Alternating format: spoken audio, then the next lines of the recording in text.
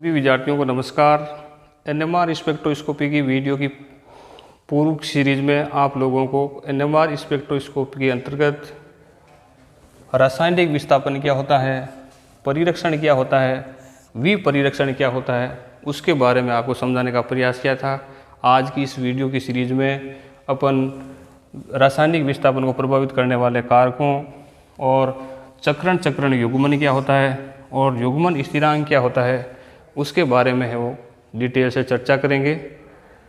आपको सबसे पहले परिरक्षण क्या होता है और विपरिरक्षण क्या होता है वो आपको समझाया था। एनएमआर स्पेक्ट्रोस्कोपी में भी जो पीएमआर स्पेक्ट्रोस्कोपी है उसमें कितने प्रोटॉन है, उसके चारों ओर कैसे अन्य समूह जुड़े हुए हैं, उस हिसाब से एनएमआर स्पेक्ट्रोस्कोपी का जो स्पेक्ट्रम है, आपके सिग्नल है वो आपके आते हैं। जनरल एनएमआर स्पेक्ट्रोस्कोपी का जो सिग्नल होता है इस तरीके के आपके प्राप्त होते हैं।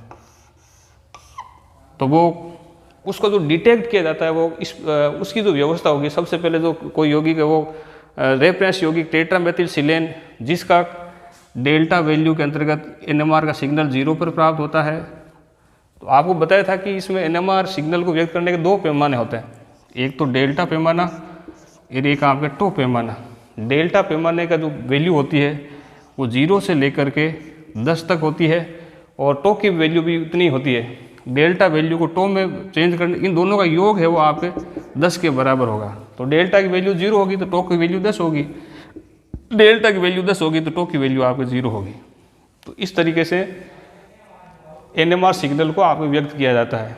अब इसमें बात आती है कि ये रासायनिक विस्थापन क्या होता है, परिरक्षण विपरिरक्षण क्या होता है। तो आपको मैंने बताया था कि एनएमआर स्पेक्ट्रोस्कोपी में दिए गए सैंपल पर बाह्य चुंबकीय क्षेत्र में उसको रखा जाता है। चुंबकीय क्षेत्र के बाह्य चुंबक के बीच में रखेंगे तो उसमें जो रेडियो वेव विकिरणें प्रोड्यूस होगी तो उसके कारण से एनएमआर आपके सिग्नल है वो प्राप्त होते हैं। निम्न ऊर्जा स्तर से उच्च ऊर्जा स्तर में ट्रांजिशन है वो आपके जो गैप होगा वो आपके उसके रेडियो वेव रीजन से रिलेटेड होता है। अब इसमें बात आती है कि परिरक्षण क्या होता है, विपरिरक्षण क्या होता है। ये मैंने आपको बताया था कि अगर आपको कोई नाभिक जो होगा उसमें प्रोटॉन और न्यूट्रॉन होते हैं, उसके चारों ओर है वो इलेक्ट्रॉन आपके चक्कर लगाते हैं। तो एक तो बाहर से आप किसी सैंपल पर चुंबकीय क्षेत्र आप आपतित कर रहे हो, तो वो जब तक आप बाह्य चुंबकीय क्षेत्र आप आपतित नहीं करोगे तो आप नाभिक में भी ये बताया था आपको उसमें चक्रण होता है, वो अलग अलग दिशाओं में आप उसके कारण से भी चुंबकीय आघूर्ण उत्पन्न होता है। ऐसे ही इलेक्ट्रॉन भी चक्कर लगाते हैं, उसके कारण से भी है वो चुंबकीय क्षेत्र है आपको उत्पन्न होता है। यदि बाह्य चुंबकीय क्षेत्र की का विरोध करते हैं, यानी इलेक्ट्रॉन द्वारा जो प्रोड्यूस जो चुंबकीय क्षेत्र होगा वो बाह्य चुंबकीय क्षेत्र के विपरीत दिशा में होता है, तो उस घटना को अपन बोलते हैं परिरक्षण या शील्डिंग। तो परिरक्षण आपके किसके कारण से होता है, उस प्रोटॉन को इलेक्ट्रॉनों के कारण से उत्पन्न चुंबकीय आघूर्ण, तो इलेक्ट्रॉन है वो उसके बाह्य चुंबकीय क्षेत्र से उसकी रक्षा करते हैं। मान लीजिए ये बाह्य चुंबकीय क्षेत्र और उसके प्रोटॉन के कारण से उसके विपरीत दिशा में आपके चुंबकीय क्षेत्र होगा, तो उसके कारण से एनएमआर सिग्नल है वो ये थोड़ा जो चुंबकीय क्षेत्र होगा आपका कम हो जाएगा, क्योंकि ये भी इसका विरोध करते हैं। इस घटना को बोलते हैं परिरक्षण। और इलेक्ट्रॉन द्वारा भी जो चुंबकीय क्षेत्र होगा वो बाह्य चुंबकीय क्षेत्र की दिशा में होता है, तो उसको घटनाओं को अपन बोलते हैं विपरिरक्षण या डिशील्डिंग। तो परिरक्षण और विपरिरक्षण, जैसे मान लीजिए एनएमआर का सिग्नल है, यदि उसका परिरक्षण या विपरिरक्षण इलेक्ट्रॉन द्वारा नहीं होता है तो वो सिग्नल है वो चेंज नहीं होता है, इसी जगह पर रहेगा। और यदि उसका परिरक्षण हो जाता है तो सिग्नल है वो उच्च क्षेत्र की ओर, ये डेल्टा की जो कम वैल्यू होती है उसको बोलते हैं उच्च क्षेत्र, तो उच्च क्षेत्र की ओर आपको विस्थापित हो जाएगा। किसके कारण से, परिरक्षण के कारण से। और विपरिरक्षण के कारण से निम्न डेल्टा वैल्यू उच्च डेल्टा वैल्यू या निम्न टो वैल्यू या निम्न क्षेत्र की ओर विस्थापित हो जाता है। वो किस कारण से होता है, विपरिरक्षण के कारण से। तो परिरक्षण और विपरिरक्षण के कारण से एनएमआर का सिग्नल है वो आपके विस्थापित हो जाता है। उसी घटना को अपन बोलते हैं रासायनिक विस्थापन या केमिकल शिफ्ट। और केमिकल शिफ्ट को आप दर्शाओगे, ये दो पैमाने, डेल्टा पैमाना और टो पैमाना, वो एनएमआर सिग्नल में आपके ज़्यादातर यूज में आने वाला डेल्टा पैमाना है। और कोई भी प्रोटॉन का किस मान है वो आपके डेल्टा पैमाने पर एनएमआर सिग्नल आएगा, उसकी भी सारणी आपको बताई हुई है। और कम्पिटिटिव एग्ज़ामों में वो आपको याद करनी होती है। लेकिन यहाँ बीएससी के सिलेबस के हिसाब से वो आपके इजी वे में आप वो देख लेंगे। तो रासायनिक विस्थापन आपके समझ में आ गया होगा, जब परिरक्षण और विपरिरक्षण के कारण से एनएमआर का सिग्नल है वो आपके निम्न क्षेत्र या उच्च क्षेत्र की ओर आपको विस्थापित हो जाता है, उसी घटना को अपन बोलते हैं रासायनिक विस्थापन। अब उसमें डेल्टा पैमाने पर जो टेट्रामेथिलसिलेन है वो सबसे, क्योंकि उसमें संदर्भ यौगिक वो काम में लेते हैं। टेट्रामेथिलसिलेन की सिलिकॉन की विद्युत ऋणता आपके कम होती है, चारों ओर प्रोटॉन आपके है, तो वो पूरा उसको शिल्डेड रखते हैं, इसलिए वो उच्च क्षेत्र की ओर आपको विस्थापित होता है। डेल्टा की उसकी 0 मान आपको प्राप्त होता है। तो किसी भी यौगिक का जो एनएमआर स्पेक्ट्रम होगा तो उसमें एक तो जो सिग्नल होगा वो रेफरेंस यौगिक का होगा, फिर उसके बाद में आगे आपके जैसे सिंगलेट, डबलेट, ट्रिपलेट या कैसे प्राप्त होते हैं, ऐसे ये डेल्टा की वैल्यू है। तो ये तो संदर्भ यौगिक का, संदर्भ यौगिक के रूप में क्या काम में लेते हैं, टेट्रामेथिलसिलेन, और इसकी डेल्टा पर वैल्यू 0 होती है और टॉप पर वैल्यू आपके 10 होती है। उसका कारण इसका अधिकतम जो परिरक्षण होता है उसका कारण है उसमें इसकी सिलिकॉन विद्युत आपके कम होती है, चारों ओर है वो प्रोटॉन आपके जुड़े हुए हैं। फिर इसके बाद में आप लोगों को बता रहे थे कि किसी भी यौगिक में उसका रासायनिक विस्थापन कितना होगा, उसको प्रभावित करने वाले मेन 4 कारक होते हैं। एक है प्रेरण प्रभाव या इंड्यूसिव इफेक्ट। यदि किसी यौगिक में -I प्रभाव वाला समूह, एक आपके +I प्रभाव वाला, -I प्रभाव वाला वो होते हैं जैसे मान लीजिए ज़्यादा विद्युत ऋणता वाला, जैसे क्लोरीन, फ्लोरीन, ब्रोमीन, आयोडीन ऐसे जुड़े हुए हों।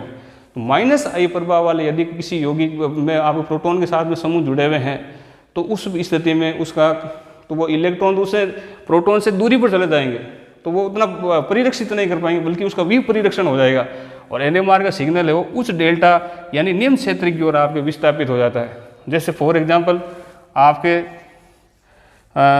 जैसे CH2 इसके साथ में F जुड़ा हुआ है, CH2 Br जुड़ा हुआ है, या CH2 के साथ में Cl जुड़ा हुआ है, इसमें विद्युत ऋणता फ्लोरीन की ज़्यादा होगी, तो इसमें इस प्रोटॉन का डेल्टा पर जो वैल्यू होगी वो सबसे ज़्यादा होगी, क्योंकि इसमें विपरिरक्षण है वो आपको ज़्यादा होता है।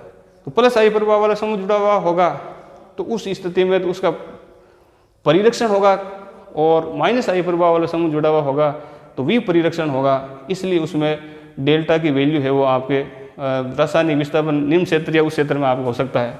एक होता है वांडर वाल विपरिरक्षण। यदि कोई ऐसा यौगिक हो जिसके अंतर्गत आपके ओवर क्राउडेड समूह आपको जुड़े हुए हों, तो उस स्थिति में जो प्रोटॉन है, प्रोटॉन के चारों ओर आपके ये ज़्यादा भीड़भाड़ वाले समूह जुड़े हुए हों, जैसे आपके कार्बोनिल यौगिक में जैसे कोई एल्डिहाइड समूह आपको जो है, तो इसमें ज़्यादा भीड़भाड़ वाले समूह आपके इसमें जुड़े हुए हों, उस स्थिति में उसमें इलेक्ट्रॉन है वो परिरक्षित नहीं करते हैं, मतलब विपरिरक्षित आपके ज़्यादा होते हैं और डेल्टा के आपके उच्च क्षेत्र की ओर आप विस्थापित हो जाते हैं। ये आप उच्च क्षेत्र निम्न क्षेत्र, इसमें आपको कन्फ्यूजन नहीं होना है। डेल्टा की कम वैल्यू होगी यानी इस क्षेत्र में हमेशा आपको उच्च क्षेत्र कहलाता है।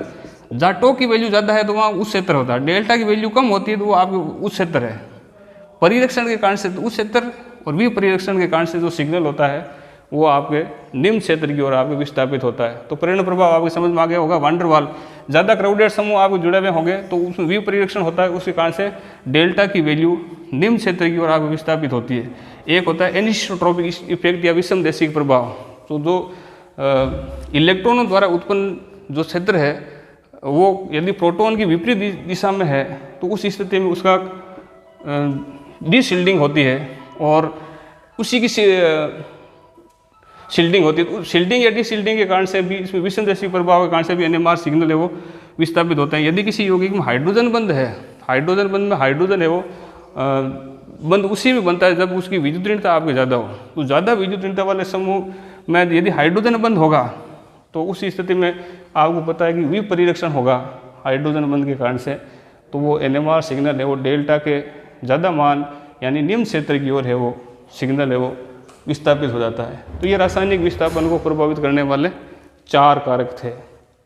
अब इसके बाद में जो आप लोगों के सिलेबस में है वो है चक्रण चक्रण विपाटन होता क्या है और किसी यौगिक में चक्रण चक्रण विपाटन क्यों होता है और युग्मन स्थिरांक क्या होता है। तो आप इस तरीके से समझें। एनएमआर स्पेक्ट्रोस्कोपी में जो पीएमआर होता है या प्रोटॉन मैग्नेटिक जो रेजोनेंस है उसमें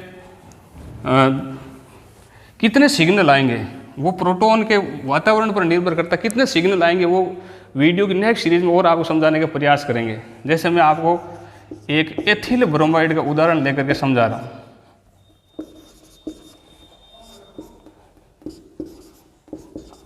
ये इसमें इतने प्रोटॉन हैं, तो प्रोटॉन के हिसाब से ही आपके उस एनएमआर में पीएमआर में सिग्नल आते हैं। इसमें आपके ये जो दो प्रोटॉन है उनका वातावरण अलग है, इनका है वो वातावरण आपके अलग है, लेकिन ये तीनों सेम है। तो इसमें ओवरऑल दो प्रकार के प्रोटॉन हो गए, एक तो ए यहाँ से शो किया मैंने, एक आपके 20 है। तो इसमें जितने प्रकार के प्रोटॉन होंगे उतने हैं वो एनएमआर में सिग्नल आते हैं। जैसे इसमें दो प्रकार के प्रोटॉन है, क्योंकि ये दो अलग हैं, ये तीन आपके अलग हैं, ये तीनों एक जैसे हैं, दो एक जैसे हैं, तो इसमें कितने एनएमआर में सिग्नल आएंगे? दो आपके एनएमआर में सिग्नल आएंगे। और यदि आप मान लीजिए ये एथेन ही है, इसमें प्रोटॉन तो 6 है लेकिन सारे के सारे प्रोटॉन एक जैसे ही है, इसलिए इसका एनएमआर में कितना सिग्नल आएगा? एक एनएमआर में सिग्नल आएगा। जैसे मान लीजिए बेंजीन, ये बेंजीन आपने ले लिया C6H6, हाइड्रोजन तो 6 है, 6 सिग्नल नहीं आएंगे क्योंकि सारा जो हाइड्रोजन है वो एक जैसे ही है, इसलिए उसमें सिग्नल कितना आएगा? एक ही आएगा। यदि मान लीजिए बेंजीन में आपके यहाँ Br जोड़ दिया, तब आपके सारे वो प्रोटॉन है वो एक जैसे नहीं रहेंगे। जैसे ये जो प्रोटॉन है ये दो अलग प्रकार के होंगे, ये दो 3 प्रोटॉन है वो आपके अलग प्रकार के होंगे, तो इसमें आपको कितने सिग्नल आएगा? 2 एनएमआर सिग्नल आएगा। तो ऐसे यदि किसी कार्बनिक यौगिक में भिन्न भिन्न प्रकार के प्रोटॉन जुड़े हुए हैं तो 2 सिग्नल आएंगे, तो वो दोनों सिग्नल है वो सिंगलेट होता है, एक डबलेट होता है, एक ट्रिपलेट होता है, या वो विपटन क्या है, स्पिन स्प्लिन कपलिंग, वही मैं आपको समझाने का प्रयास कर रहा हूँ। इसको आपको समझना है। यदि किसी यौगिक में दो भिन्न एक ही प्रकार होगा तो उसमें कोई कपलिंग नहीं होगा, कोई स्प्लिटिंग नहीं होगी। यदि दो भिन्न भिन्न प्रकार के प्रोटॉन किसी यौगिक में जुड़े हुए हैं तो निकटवर्ती प्रोटॉन के कारण से एनएमआर का सिग्नल आपके विपटित हो जाता है। वो उसकी संख्या पर आपको निर्भर करता है, और कितने में वो विपटित होगा? N+1 में। जैसे एथिल ब्रोमाइड में ये 2 प्रोटॉन हैं और इसके साथ में पास में आपके 3 प्रोटॉन हैं, तो इसमें जो 2 प्रोटॉन का जो सिग्नल आएगा वो 3+1, ये 3 प्रोटॉन है, 3+1 यानी 4 में आपके विपटित हो जाएगा। तो वहाँ आपके क्वाड्रेट प्राप्त होगा। जैसे एनएमआर का सिग्नल है विपटित होगा, तो जैसे ये तो सिंगलेट है, ऐसे 3 में आपके ऐसे विपटित हो जाता है, उसको बोलते हैं ट्रिपलेट। ऐसे 4 में विपटित हो जाता है, उसको बोलते हैं क्वाड्रेट। तो जैसे एथिल ब्रोमाइड है तो उसका जो सिग्नल आएगा तो इस तरीके से आपका आएगा। तो एक तो वो तो रेफरेंस के कारण से, एक आपके ट्रिपलेट और एक आपके क्वाड्रेट ऐसे। तो कोई सिग्नल कितने में विपटित हो जाता है वो उस प्रोटॉन की संख्या पर निर्भर करता है, उसका विपटन होगा N+1। तो आपको पता है कि यहाँ 2 प्रोटॉन है, तो इन तीनों प्रोटोनों का जो सिग्नल होगा 2+1 यानी 3 यानी ट्रिपलेट में वो विपटित हो जाएगा। और ये जो 3 है वो इन 2 के कारण से ट्रिपलेट, इन दोनों प्रोटोनों का वो निकटवर्ती 3 से जुड़े हैं, तो उसी कारण से वो क्वाड्रेट में आप कह जाएंगे। तो किसी भी एनएमआर स्पेक्ट्रोस्कोपी में पास में जो प्रोटोनों का वातावरण भिन्न भिन्न है तो उसमें जो सिग्नल होता है वो सिंगलेट यानी एकक के रूप में नहीं रह करके, एकक रूप में तो कब रहेगा? जब सारे प्रोटोनों का सिग्नल एक ही सिग्नल आप आए तो वो हमेशा क्या होगा? एकक होगा या सिंगलेट होगा। यदि पास में भिन्न भिन्न आपके जुड़े हुए हैं तो जो एनएमआर का सिग्नल होगा वो विपटित हो जाता है। एनएमआर का सिग्नल का ऐसा विपटन होगा वो प्रोटॉन के वातावरण पर निर्भर करता है। तो कितने भागों में वो विपटित होता है उसको अपन N+1 में आपके N+1 में विपटित होता है। तो मैंने आपको इसको समझाया। इसमें 2 प्रकार के प्रोटॉन है। ऐसे और भी उदाहरण लें, जैसे CH3 CH2 C double bond O और आपके H, इसके पास में और कोई प्रोटॉन है नहीं। या और जैसे एथिल एल्कोहल का आप उदाहरण ले लिया CH3 CH2 OH, तो इसमें 3 प्रकार के सिग्नल आएंगे। एक तो इसके कारण से 2 ये प्रोटॉन है, तो एथिल एल्कोहल में 3 NMR सिग्नल प्राप्त होंगे। ये जो H है इसके पास में वाले परमाणु पर कोई प्रोटॉन है ही नहीं, तो ये इसका तो किसके रूप में आएगा, सिंगलेट रूप में आएगा। इसमें ये जो 2 प्रोटॉन है इसके पास में 3 और प्रोटॉन है, तो 3 N+L, तो इसमें इसका क्या आएगा, क्वाड्रेट आएगा। मतलब वो 4 ऐसे क्षेत्रों में वो विपाटित हो जाएगा। 1:3:3:1 ऐसी उसकी सिग्नल की तीव्रता होती है, उसकी भी सारणी आपको बताई गई है। इन 3 का है वो, इसके निकटवर्ती कितने हैं, 2 है, तो इसके कारण से आप कितना आएगा, इसका तो ये 3 थे, तो इसका 3+1 4, इनके 3 के पास में 2 प्रोटॉन है, तो 2 में 1 जोड़े तो आप क्या आएगा, ट्रिपलेट आएगा। तो ट्रिपलेट में 1:2:1, तो x + में 1n, ये उसकी मल्टीप्लेट की तीव्रता होती है। n बराबर उसके निकटवर्ती कितने प्रोटॉन है, इस फॉर्मूले से अपन है वो कैलकुलेशन है वो कर सकते हैं। तो स्पिन स्प्लिन कपलिंग या स्पिन स्पिन स्प्लिटिंग कब होगी, जब उस पर किसी यौगिक में जो प्रोटोनों का वातावरण भिन्न भिन्न हो, पास में अलग अलग प्रकार के प्रोटॉन हो, तो NMR का सिग्नल है वो सिंगलेट ने रह करके विपाटित हो जाता है। इस तरीके से NMR के सिग्नल का जो बंट जाना ही आप क्या कहलाती है, स्पिन स्पिन कपलिंग कहलाती है। तो वो कितने प्रोटॉन उस पर निर्भर करता है। एक इसके बाद में आपको कपलिंग कांस्टेंट क्या होता है या युग्मन स्थिरांक क्या होता है,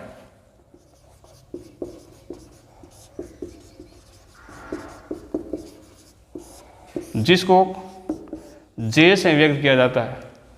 यदि स्पिन स्पिन कपलिंग आपके स्प्लिटिंग होगी, तो जैसे मान लीजिए आपके डबलेट किसको बोलते हैं, जब कोई ऐसा प्रोटॉन हो जिसके पास में अन्य कोई प्रोटॉन हो तो 2 में विभाजित हो जाता है, उसको बोलते हैं डबलेट। ऐसे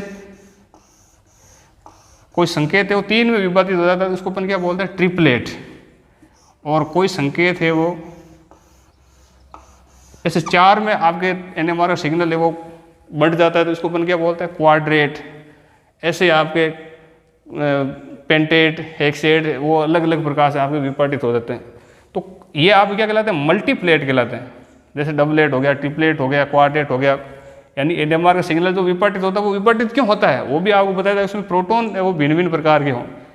तो इस तरीके से 2 निकटवर्ती कोई मल्टीप्लेट है, उनकी दोनों शिखरों की जो तीव्रता है, उसका जो बीच का जो दूरी है वही आप क्या कहलाती है, युग्मन स्थिरांक कहलाती है।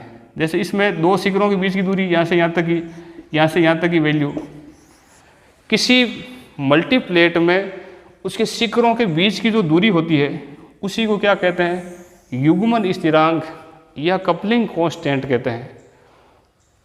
तो युग्मन स्थिरांक आपको समझाया, उसको प्रभावित करने वाले क्या कारक हैं, या और कोई चीज़ आपको समझ में नहीं आ रही है तो आप उसके बारे में अवगत कराएं।